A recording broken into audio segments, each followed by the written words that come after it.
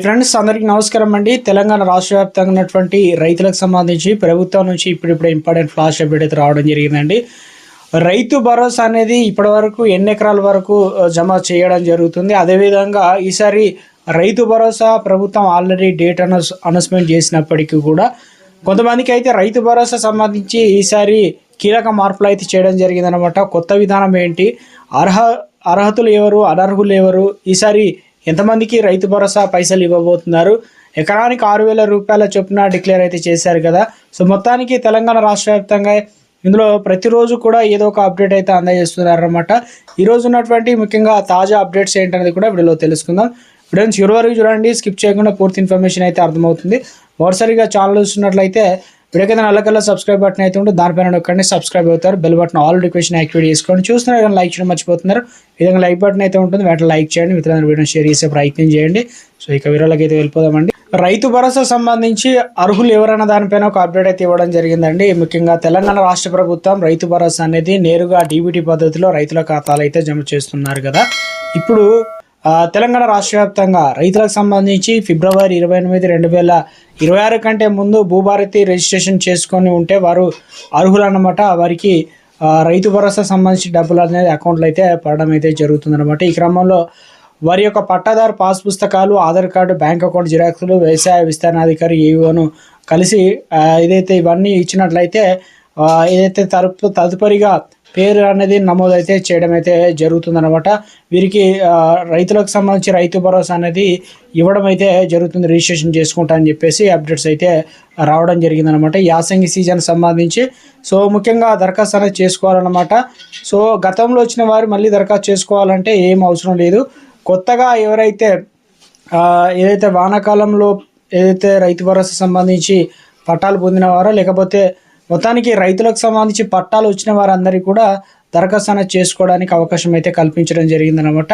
So దీనివల్ల ఏమవుతుందంటే వారు కూడా అవకాశం రావడం వల్ల రైతు భరోసా అనేది రావడం అయితే జరుగుతుందని చెప్తున్నారు. ఇక మరొక అప్డేట్ ఇవ్వడం జరిగింది మంత్రి తుమ్మల నాగేశ్వరరావు.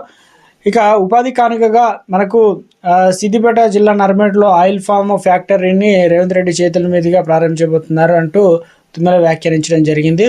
సో ఇందులో ప్రధానంగా చూసుకున్నట్లయితే ముఖ్యంగా ఇవాళ మంత్రుల మీడియాలతో కావచ్చు చిట్ చాట్లో అయితే ఇక రైతు భరోసా పైన కీలక ప్రకటన చేయడం జరిగింది. ఈ నెల 22 నుంచి రైతు భరోసా నిధులు కూడా సీఎం విడుదల చేస్తారని, దాదాపుగా 22వ తారీఖున 70 లక్షల మంది రైతుల ఖాతాలో నిధులు అనేది జమ చేయబోతున్నారంటూ ఇక ముఖ్యంగా చెప్పిన హామీ ప్రకారం తాము నెరవేరుస్తున్నామనే విధంగా ఒక అప్డేట్ అయితే ఇవ్వడం అయితే జరిగిందనమాట.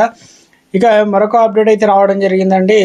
సో ఇక వానాకాలం సీజన్లో మనకి ఏం చేశారంటే పంట పెట్టుబడి సాయం అయితే అందించే ప్రయత్నం చేశారు. గతంలో ఎకరం భూమిన రైతులకు మొదలుపెట్టి విడతల వారీగా పెట్టుబడి సాయాన్ని అయితే అన్నదాతల ఖాతాలో జమ చేసేవారు. ఇక దీంతో 7-8 విడతల్లో ఈ ప్రక్రియ అనేది కంప్లీట్ కావడం జరిగింది. దీనివల్ల సాయం అందడం చాలా లేట్ అవుతుందని అంటున్నారు. గతంలో బీఆర్ఎస్ ప్రభుత్వంలో ఉన్నప్పుడు 90 రోజులు అయితే ఇచ్చేవారు 5,000 రూపాయలు. కానీ పంట వేసాక కంటే ముందుగా అయితే అందించే ప్రయత్నం అయితే జరిగేది కదా. ఇప్పుడు తెలంగాణ రాష్ట్ర వ్యాప్తంగా ఏం జరుగుతుందంటే రైతులకు సంబంధించి ఈ సీజన్ యాసంగి సీజన్ అనేది ఇక లేట్ అవుతుందని చెప్పేసి మొత్తానికైతే రైతుల నుంచి, విపక్షాల నుంచి, అదేవిధంగా ఆందోళన చెందుతున్న నేపథ్యంలో ఇక ముఖ్యంగా సరికొత్త విధానం, కొత్త మార్పులు అయితే చేయడం జరిగిందనమాట. ఈసారి కొండలు, గుట్టలు, రాళ్ళు, రప్పలు, రిలేషన్ వెంచాలు, పనికిరాని భూములు, పడగపడ్డ భూములు ఎవరైతే ఉన్నాయో వాటిని తొలగించారు కదా. సేమ్ యాస్టిగా వాటికి అయితే ఇవ్వడం లేదు. కొత్తగా ఇప్పుడు ఏం చేశారంటే తెలంగాణ రాష్ట్ర వ్యాప్తంగా కొత్తగా పట్టాలు వచ్చిన వారికి అయితే అందిస్తున్నారు. అదేవిధంగా తెలంగాణ నివాసి అయి ఉండాలి, 18 సంవత్సరాలు ఉండాలి, వ్యవసాయ భూమి కలిగి ఉండాలి, భూభారతి రిజిస్ట్రేషన్ చేసి అయితే ఉండాలి, అదేవిధంగా సాగు చేస్తున్న వారు ఉండాలి, ఆదాయ పన్ను కట్టే వారికి అనర్హులు అనమాట. కొన్ని కండిషన్లు, అదేవిధంగా ఆదాయాలు అంటే దేవాలయ భూములు, ట్రస్టులు అటువంటి వారికి అయితే అందించారు కాబట్టి. సో మొత్తానికి తెలంగాణ రాష్ట్ర వ్యాప్తంగా ఇప్పటికీ ఆర్థిక శాఖ రైతులకు జాబితా సిద్ధం చేసింది. మొదటి విడతకు సంబంధించి 70 లక్షల మందికి అయితే అందిస్తున్నారు. ఇందులోనే కొన్ని అప్డేట్స్ ఇచ్చారనమాట. 3,590 కోట్లు పంపిణీ చేయడానికి ఏర్పాట్లు చేయడం జరిగింది.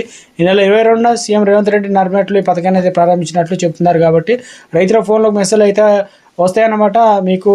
ఎందుకంటే ఇందులో ప్రధానంగా చూసుకున్నట్లయితే మొత్తం 3 విడతల్లో అయితే డబ్బులు అనేది జమ చేస్తామని చెప్పే ప్రయత్నం చేశారు. ఇక ఇందులో ట్విస్ట్ ఏంటంటే, లేదంటే కొత్త విధానం ఏంటంటే మొదటి విడతలో 1 ఎకరం భూమి ఉన్న రైతులకు ప్రతి రైతుకు రైతు బంధు నిధులు అనేది జమ చేయాలని ప్రభుత్వం భావిస్తుంది. దీంట్లో ఎకరం కన్నా అంటే 1 గుంట నుంచి 40 గుంటల వరకు అంటే 1 ఎకరం కదా పరిగణిస్తాం. అయితే ఇప్పుడు ఎకరం ఏదైతే భూమి ఉన్న రైతులకు సంబంధించి చూసుకున్నట్లయితే వారికి డబ్బులైతే వస్తాయి.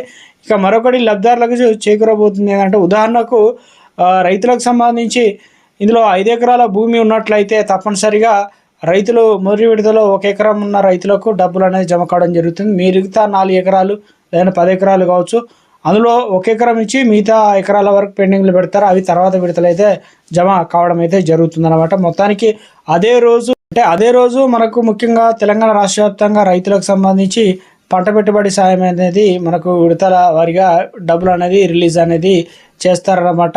ఒక్కరికి 70 లక్షల మంది రైతుల ఖాతాల్లో నిధులు అనేది జమ చేయడం జరుగుతుందని చెప్పేసి తాజా అప్డేట్స్ అయితే రావడం జరిగింది.